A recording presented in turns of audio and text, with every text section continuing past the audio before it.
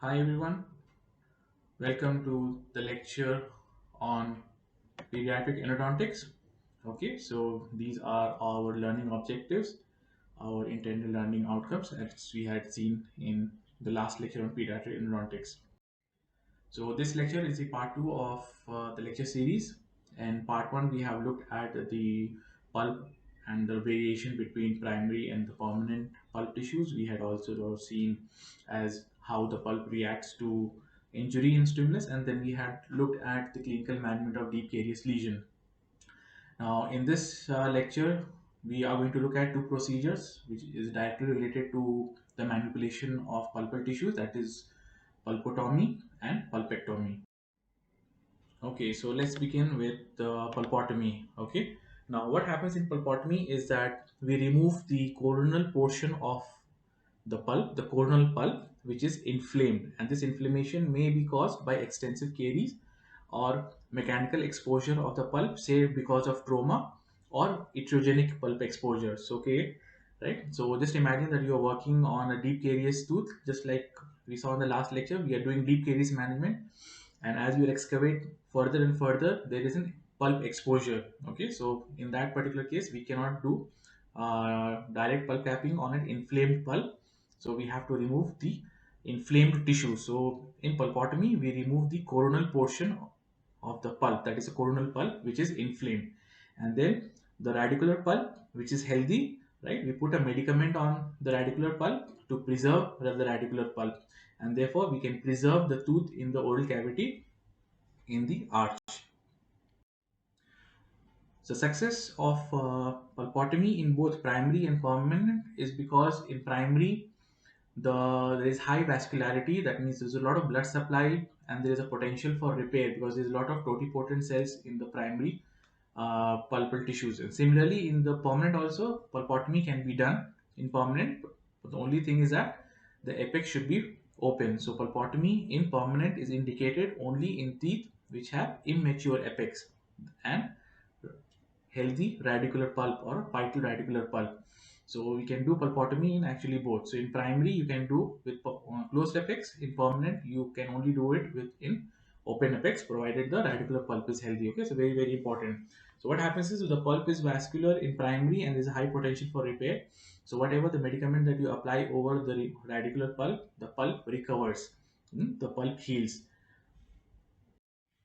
So how do we do pulpotomy? How do you do case selection? Is very simple. All you need to ensure is that the coronal pulp is inflamed, and if there is any signs or symptoms that the radicular pulp is also inflamed, we will abort pulpotomy and do pulpectomy instead. Okay, so any signs which is indicative of uh, inflammation of the radicular pulp, we abort pulpotomy. We don't do pulpotomy. So few indications are listed out here is cariously exposed primary teeth when their retention is more advantageous than extraction. That means these teeth are of strategic importance. Strategic importance means, an example is that when your primary second molar you need to preserve because your permanent first molar has still not erupted, and if you extract the primary second molar, the chances of permanent first molar, particularly mandibular, I'm talking about, the permanent molar can tilt into this space, causing crowding for the premolar. Okay, so such strategic tooth where we need to preserve, then we can do pulpotomy. So that is an indication number one. Then of course you should have a vital tooth with healthy periodontium. Unhealthy periodontium, white periodontal ligament space is indicative of pulpal involvement, pulpal inflammation, particularly of the radicular pulp as well. Then pain, if present, is not spontaneous. Spontaneous pain refers to irreversible pulpitis. And when there is irreversible pulpitis, we cannot do pulpotomy. We have to go to a more aggressive treatment form, that is pulpectomy. That means we remove the radicular pulp as well. The tooth should be restorable, exactly because we do not want to do a very extensive endodontic procedure on a tooth which is cannot be restored to its normal form and function. Okay, so better go for extraction. And lastly, the tooth should at least have two-third root length. Okay, the studies have shown that those teeth which have at least two-third root length, the prognosis of pulpotomy is high. So contraindication is all these which are indicative of inflammation of the radicular pulp or the inflammation of the periodontal ligament because of the non-vitality or irreversible pulpitis. Okay, so we need to remember all this. So pulpotomy can basically be done for two kinds of situation. One is where the pulp is still vital, or when the pulp has become non-vital. Okay, so pulpotomy can be done for vital pulp. Pulpotomy can also be done for non-vital pulp. So when you do pulpotomy for a vital pulp, there are three ways you can treat the remaining radicular pulp. Okay, one is using the technique of devitalization or preservation or regeneration. So when we say devitalization, what we are trying to do is the remaining radicular pulp, which is healthy, we just try to devitalize it. Okay, that means in a sterile environment. So either using formicrysol, which causes fixation, or electrosurgery, which causes coagulation of the radicular pulp, or you can use lasers, or you can use sodium hypochlorite. So it kind of devitalizes or mummifies the remaining radicular pulp. You can also avoid doing devitalization by preserving the remaining radicular pulp, either with ferric sulfate, which is which is an astringent, or glutaraldehyde, which only fixes the top 2 to 3 millimeters of the pulp, while the remaining radicular pulp till the apex remains vital. So this is preserving the radicular pulp. Then the third technique is regeneration. Regeneration means we are trying to get a barrier going at the orifices of the radicular pulp, and we can use MTA, which itself forms a barrier, which itself becomes a barrier and also instigate the new barrier formation. Then we have BMP, then we have platelet rich fibrin, which also all act as a barrier and thus protecting or regenerating a new barrier. Okay. Now, devitalization can be done with these pastes, that is GIC paste, Escalix formaldehyde, paraformaldehyde devitalizing paste. Okay, so this is quite uh, not used nowadays because we are now more into preservation and regeneration techniques. Now, for the non-vital pulpotomy means both the coronal pulp and the radicular pulp both have become non-vital, and for reasons that we will see later called as mortal pulpotomy, we use beechwood cresol or a formicrysol to mummify and disinfect the remaining pulp, coronal pulp space and the radicular pulp space with anything that is in the radicular pulp space.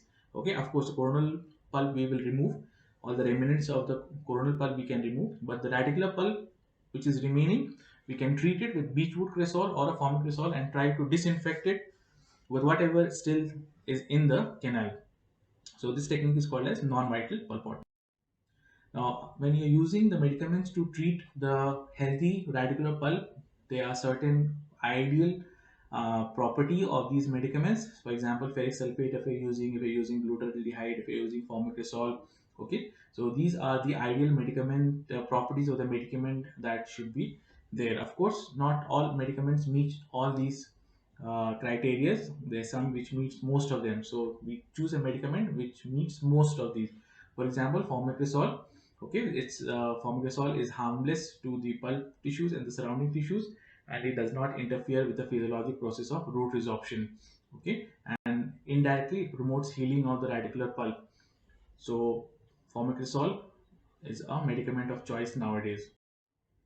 So if you're doing a revitalization pulpotomy technique in a single sitting, okay, the gold standard was Buckley's formicrysol. That is a medicament that we used to use to fix the tissue. So if you see in this diagram here, is after you remove the carious part of the tooth, you remove the coronal pulp, right? These are the radicular pulp. So at the orifice, you are supposed to apply formicrysol, diluted formicrysol in 1:5 dilution, and apply. So the top layer will get fixated, and then we will have a layer of coagulative necrosis, and the apical portion of the pulp may still be vital.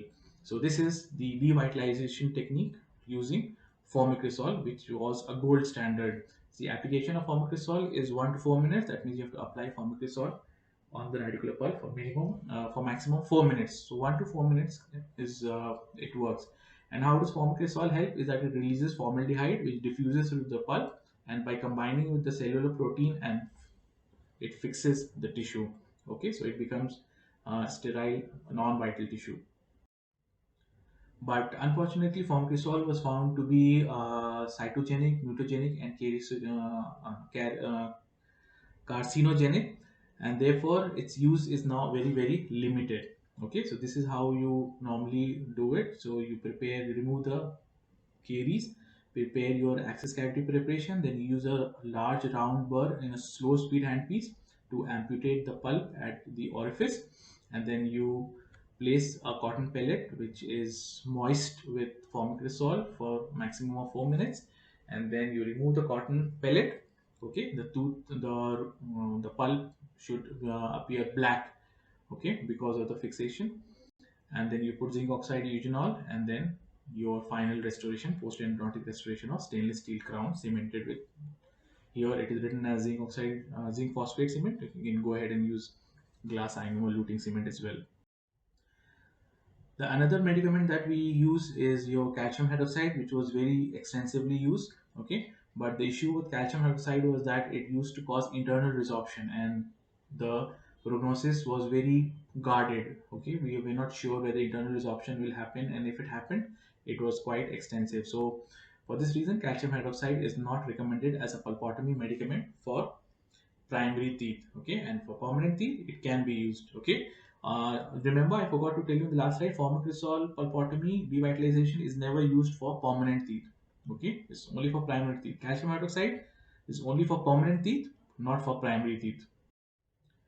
Okay, now why it causes resorption in primary teeth is because calcium hydroxide stimulates the undifferentiated pulp cells, and these totipotent cells are programmed to be uh, to become osteoclast and odontoclast like cells, because this is a programming, because the root has to go resorption, right? So it's genetically programmed for resorption. So when they get stimulated, they become resorptive cells and they start to cause internal resorption. So therefore calcium hydroxide has to be avoided direct contact with primary pulp. Sodium hypochlorite is another solution that can be used. It is antibacterial. Remember, we talked about the criteria of ideal medicament. So you can use calcium hydroxide, calcium hypochlorite. I'm so sorry, to treat the radicular pulp. Okay, so it is antimicrobial.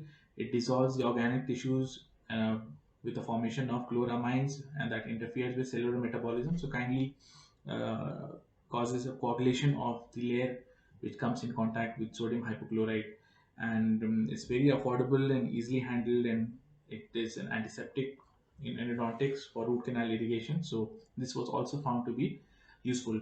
Remember, the aim of pulpotomy is to protect and allow the radicular pulp to heal. Okay, that is all that we need to do. So sodium hypochlorite as an antimicrobial agent, it can wash away the remaining radicular pulp. The inflamed tissue may get washed away. The antimicrobial properties may help the pulp to recover in a sterile environment. Then you have electrosurgical pulpotomy. Okay, so basically what it does is it carbonizes and denatures the pulp tissue, and there is a layer of coagulative necrosis which acts as a barrier between the lining based material, that is zinc oxide eugenol, and the healthy radicular pulp. So electrosurgery can also be used to treat the radicular pulp at the orifice of the canal. Then we can have lasers. Okay, and soft tissue lasers can be used. Then we have ferric sulfate, which is part of the preservation technique. Here, the ferric sulfate is basically an astringent. It's available as a gel or a solution. And what it does is it forms ferric ion protein complex when it contacts with the blood and forms a plug, which occludes the capillary orifices. So, like I told you, it is an astringent. So, what it does, it causes coagulation of the uh, uh, protein and forms a barrier. Okay, so application time is 15 seconds. We ask, this is an MCQ question. So again, the same procedure as we do for the formicrosol pulpotomy. Remember, so caries removal with slow speed handpiece burr, application of ferric sulfate, placement of zinc oxide in the access cavity, and then having a post endodontic restoration with the stainless steel crown. So this is an clinical case. Okay, so this is a deep carious lesion here. There's a deep carious lesion here also. We prepared the access cavity, right? And we are trying to remove the coronal pulp. This is the radicular pulp that has been treated with the medicament, and then zinc oxide eugenol is placed. The whole area is now closed with glass ionomer cement, and then the stainless steel crown. Glutathione was another medicament which was found to have been alternative to formicrosol, but only the problem with glutathione, it was very good, right? It was an excellent antimicrobial agent. It caused less necrosis. Remember, formicrosol used to cause necrosis and fixation, and it's got a superior fixative properties. It's low toxicity. It's very good. The only problem is that the molecules of glutathione is large, and therefore it may not diffuse along the pulp, the length of the radicular pulp. Okay, so that may be a limitation. Okay, and therefore, because formaldehyde was labeled as carcinogenic, so nobody is using glutathione as well. But remember, it is one of the medicament that can be used. Okay, mineral trioxide aggregate MTA is what is currently used. Okay, along with ferric sulfate. If you have MTA, then go for MTA. Don't go for ferric sulfate. Okay, the MTA, what happens is it basically forms a barrier by itself. Okay, it hardens to become a barrier, and therefore it protects the radicular pulp, and therefore this is the regeneration. And MTA can also cause calcific barrier from release of molecules from the cement itself. So mineral trioxide aggregate MTA is now widely used depending on availability in the clinic. Right. So when you're doing case selection for pulpotomy, so what you need to remember is some diagnostic findings. Okay, in the diagnostic findings, when you're doing the clinical examination, look for the size of pulp exposure, because if the size is less than 1 millimeter and the bleeding is controlled, you can go for a direct pulp capping. But if the size of the pulp exposure is larger than 1 millimeter, then we need to go for a full-fledged pulpotomy. Nature and the color of the hemorrhage is expressed. Okay, so the bleeding which is dark and pale, it can be controlled. It's a sign that the pulp adjacent to the pulp exposure is still healthy, and we can proceed with direct pulp capping. The marginal ridge not intact, as pulpal inflammation is earlier in proximal caries. So if you see a situation here where the proximal ridge is lost because of caries, then the chances of pulpal inflammation of the coronal pulp is very high, and therefore don't try to do direct pulp capping in these cases. You have to go for indirect pulp capping, or you have to go for a full-fledged pulpotomy. So this is a radiographic examination. When you do the radiographic examination, check for the extent of the radiolucency and look for the pulp horns. Okay, these pulp horns are the first ones to get involved in a carious lesion. So this is a deep carious lesion, and if you find a case, a radiograph where a situation is like this, so you see here is all internal resorption. Okay, which is indicative of irreversible degeneration of the radicular pulp, and the radicular pulp itself has started uh, not producing, instigating osteoclastic cells. So in this particular case, no pulpotomy can be done. In this particular case, we can try pulpotomy.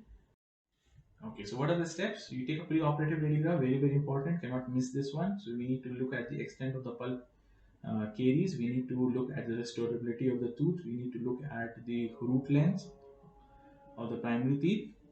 And then, of course, if you're doing it for the permanent teeth, we need to look at the open apex or closed apex. So in permanent teeth, if you have a closed apex, then you need to go for a full-fledged root canal treatment. Okay, so in primary teeth, you have to check for the length of the remaining root.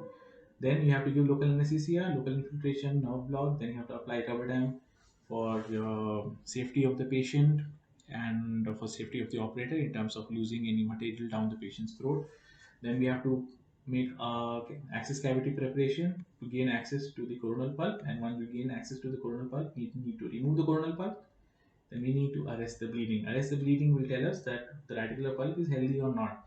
So if there is, after removing the coronal pulp, the radicular pulp is still bleeding from the coronal orifice, that means the radicular pulp is not healthy. We cannot proceed with pulpotomy.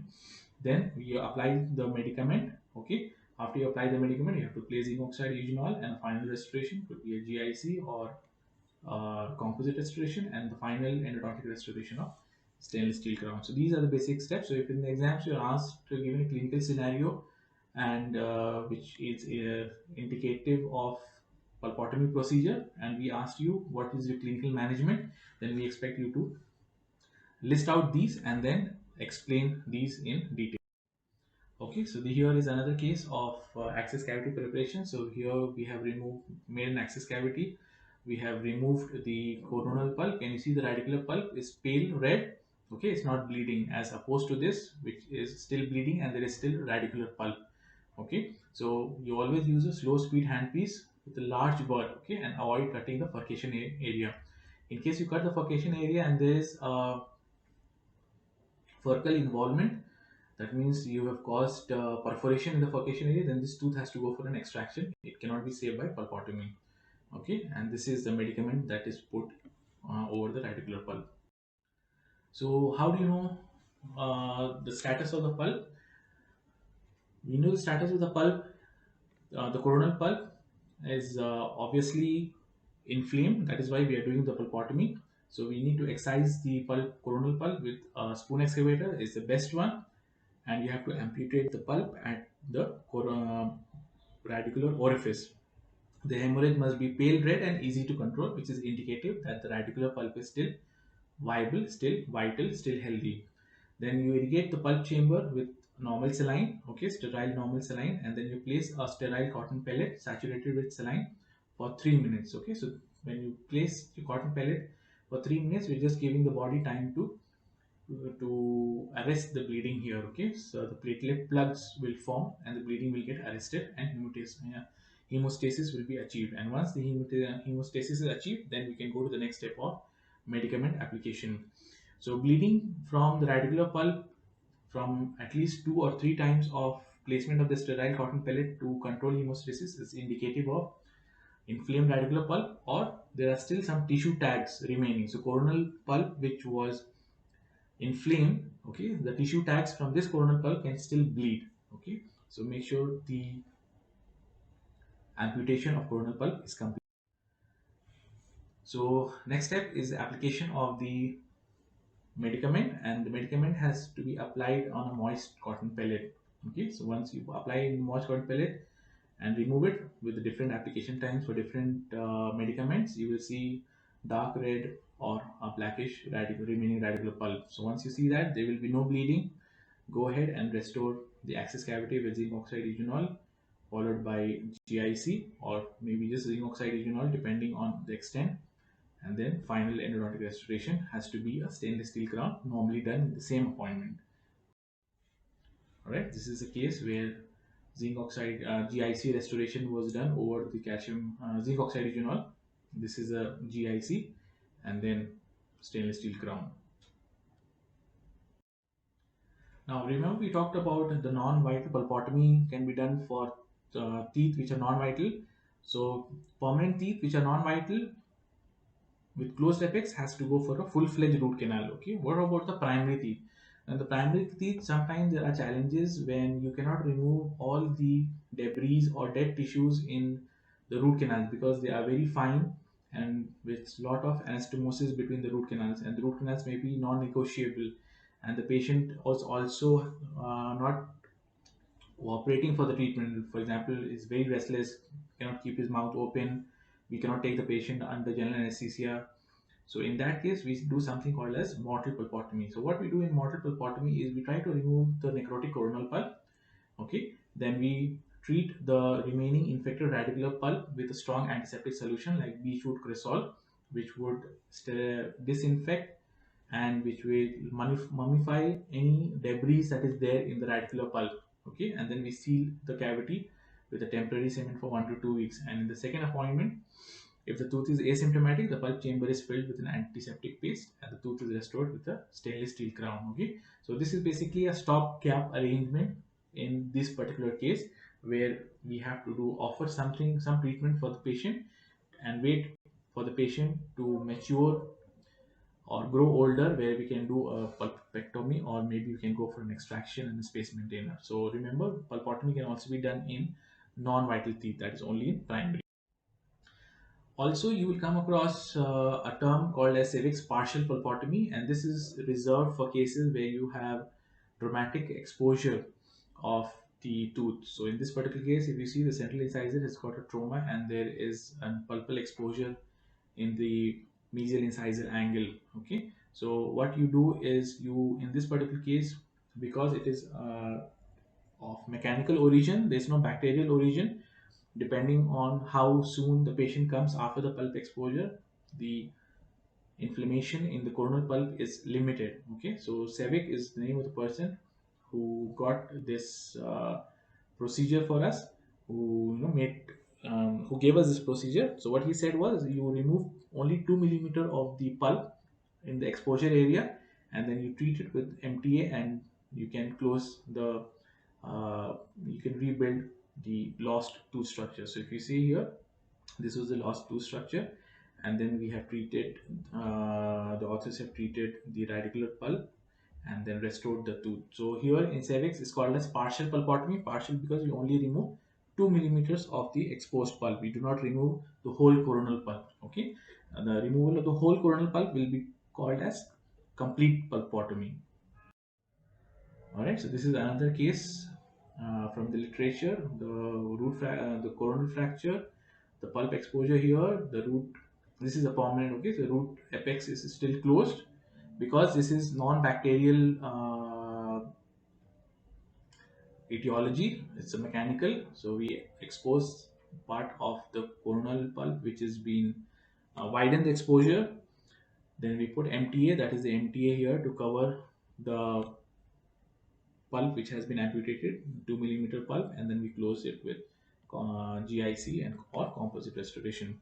Okay, we go for GIC or composite any. Okay, so now what happens if the remaining radicular pulp is still inflamed? Okay, so you see here in this particular radiograph, you have the stainless steel crown in the top, and then you have these radio opacity in the coronal chamber, and you also have radio opacity in the radicular.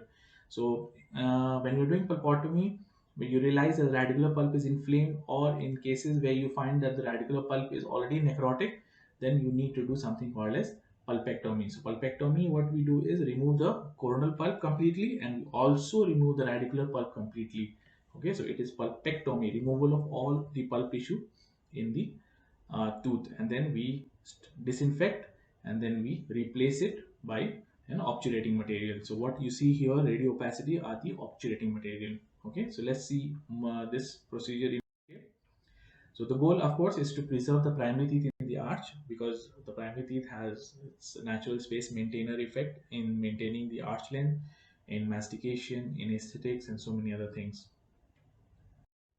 So the indication is anything which is indicative of irreversible pulpitis. You can see the list here: irreversible pulpitis or a dentoalveolar abscess. You have to go for a pulpectomy. All right, so the list continues. You remember, you're doing pulpotomy, and then the hemorrhage from the amputation is dark, scanty, and difficult to control, or totally absent. Then you have to go for pulpectomy. And you plan for pulpotomy, and then excessive hemorrhage is encountered. You go for pulpectomy. The pulp destruction of a restorable primary second molar that occurs before the first permanent molar erupts. That means the strategic teeth of strategic importance. You can do pulpectomy. You have to do pulpectomy. Okay, and especially primary teeth with no permanent successors. Okay, and where the pulp is already involved, radicular pulp is involved, the tooth is non-vital, then you must do pulpectomy and preserve the tooth. There are certain contraindications, and the first contraindication we see in the radiograph here is this particular tooth is non-restorable. All right, so no point doing extensive endodontic treatment where you cannot restore the pulp to the crown to its normal form and function. And you also see that it's got internal resorption going on in the roots here. Okay, again, cannot do pulpectomy. And you see the root length also, it's less than 2/3 of the original tooth length. So what you can do is you can measure the tooth length with the adjacent tooth. Okay, so you can see the root length. Okay, so in this case cannot do. Okay, also you see this radiolucency in the furcation area is extensive, and if it is involving the permanent tooth bud, which is supposed to be here, not seen in the radiograph, then you cannot do you should not do pulpectomy, because the risk of hypoplasia of the permanent is very high. You have to go for extraction, and therefore and irrigation, no, not irrigation, extraction, and make sure this area is clean and devoid of any uh, necrotic tissue. So you can do a single sitting pulpectomy, right? In the cases where you have irreversible pulpitis, and you can do two visit pulpectomy where you have an abscess. Okay, so basically in abscess you have to give time for the abscess to drain and the body to start healing. While in single sitting pulpotomy, the pulp is only irreversibly inflamed. There's no abscess. So you remove the inflamed pulp and you can replace it with you can disinfect the canal and replace it with an obturating material and finish the pulpectomy. So this is the difference between two visits. So two visit is for the abscess or cellulitis. So the steps again, radiograph very important. Like I told you, we have to see the restaurability of the crown. We have to see internal resorption in the radicular portion of the root canal. We have to see for the root length, and we have to see how if there is a radiolucency in the furcation area, indicating inflammation of the furcal bone. Then we have to anesthetize, place a rubber dam, remove all the carious dentine again, and do an access cavity preparation. And then we do working length determination. We can do it using the radiograph with 15 number file. And then we do chemomechanical preparation. So chemomechanical preparation is basically we're just trying to remove all the radicular necrotic tissue in the radicular pulp, and then chemically disinfecting the whole root canal system. And once we are done that, we obturate with an obturating material. Listen carefully, obturating material which are resorbable. Okay, and then we go for a final restoration, which is a stainless steel crown. Okay, so here the main point is chemomechanical preparation. Unlike in the permanent teeth where we do root canal treatment for the same clinical scenario, there we have to do cleaning and shaping of the root canal, okay, to receive the gutta percha. But here we only do chemical disinfection and mechanical preparation, that is mechanical removal of the remaining pulp tissue in the primary teeth. So this is one example. Here you can see the access cavity preparation has been done. Okay, this is another tooth, and this is where you put your endodontic files for root length estimation. This is for the mandibular, this is for the maxillary. All right, this is how it looks in the patient's mouth. And then after you do chemomechanical preparation, and you see this is the dentinal map which shows where the root canals are. Okay.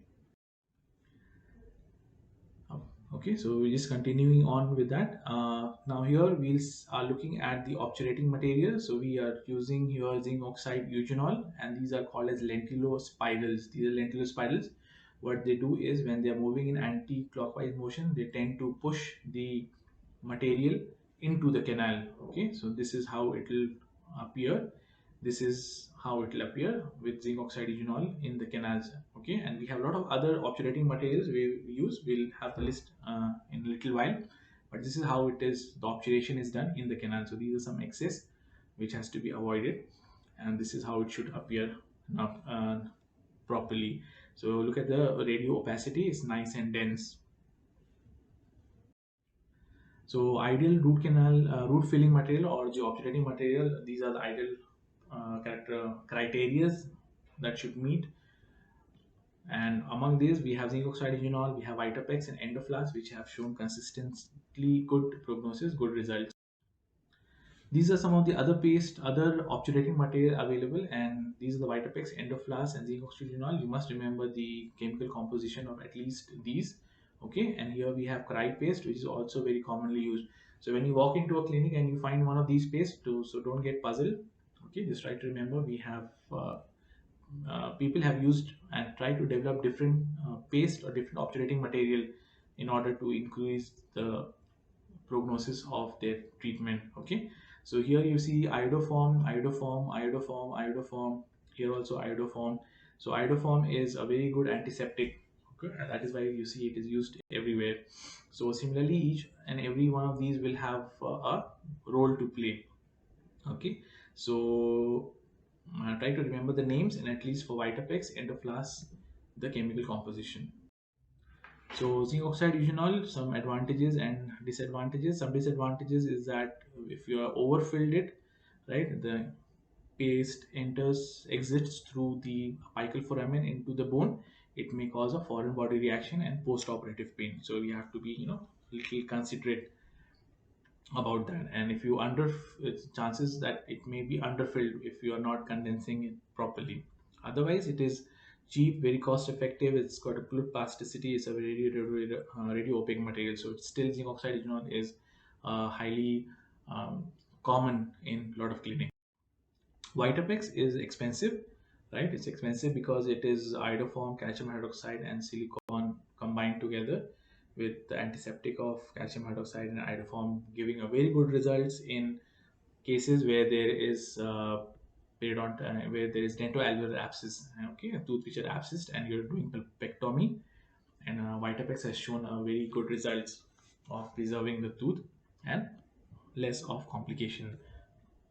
So it comes in a pre-mixed paste in like this, and you have these nozzles, and these nozzles are very provide you with easy accessibility to the root canals, and you can fill them with comfort. Endoflask is another liquid powder presentation where you have to mix powder with the liquid, make it into a slurry, and then use your lentulospiral to fill the canals. Okay, so it has its own limitations and its own disadvantages and its own advantages. So this is just to show you another case, right? So deep carious lesion with irreversible pulpitis, and this is how the root canals will are filled, and the stainless steel crown has been placed. Okay, final restoration, both stainless steel crown is the final pulpectomy. So crown is very important is because once the pulp is removed, the dentine becomes dehydrated. There is no moisture in the dentine, and the dentine becomes very brittle. And the dentine becomes brittle, the enamel which is taking support from the dentine also becomes, you know, uh, uh, risk of fracture is very high. Okay, so therefore to protect the crown, you have to put a stainless steel full coverage crown. Otherwise, the tooth will get fractured. The crown will get fractured in the coming 1 year. The success of pulpectomy lies in no pathological mobility, which would mean that the bony support is good. The bone surrounding the tissue is healthy, so it's holding on to the tooth, so there's no mobility. There is appearance of healthy soft tissue, that means there is no draining sinuses, there's no fistula, and radiographically there should be no evidence of bone or root resorption and bifurcation radiolucency. If it is there, it should resolve in next 6 to 12 months. So it is indication that the necrotic tissues has been removed, the area had been disinfected, and it is obturated, so there is no more infection there.